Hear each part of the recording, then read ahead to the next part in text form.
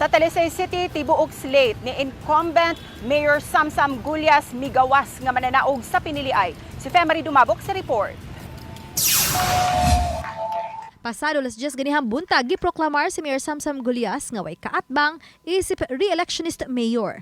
Giubanan siya sa iyang asawang si 1st District Representative Rhea Gulyas.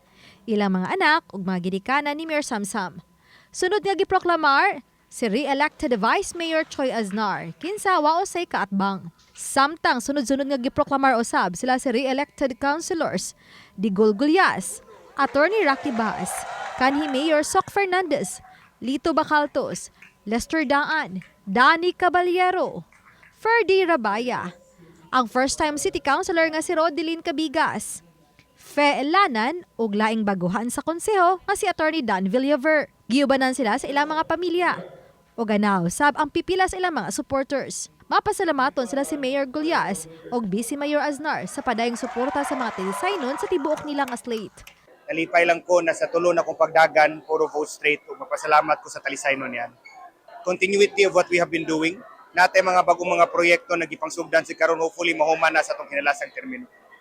Ang saad namo nila nga magyapon mapadayon nato ang mga programa nga nasugdan na no sa atong mayor o kanang kanitanan mapasalamaton gid sa atong naigsoong Talisaynon sa ila na pong gihatag nga kumpiyansa o pagsalig sa grupo sa Team Alliance.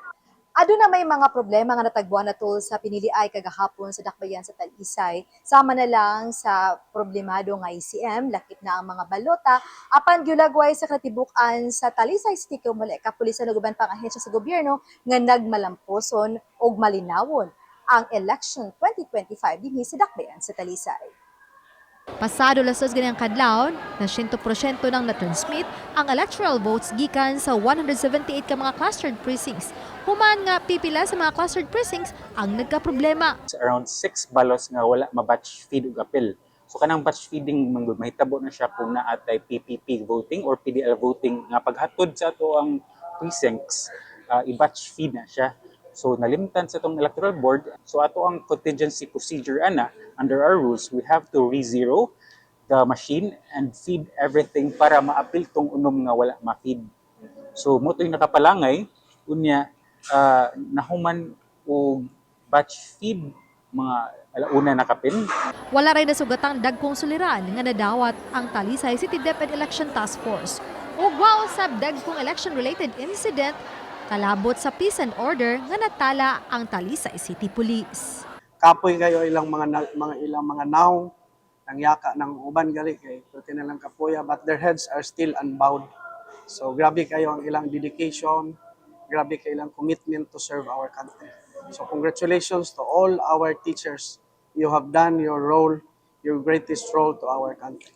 Very minor katurang incident yesterday sa sa Bames atong natay sa barangay Pook nga naay nireklamo through Facebook Live nga kuan kanang wa siya pasudla sa tuang personnel kay 7 o'clock naman. Obani Clans gabutin og Rod Prado, Femery Dumabok. Balitang Bisdak.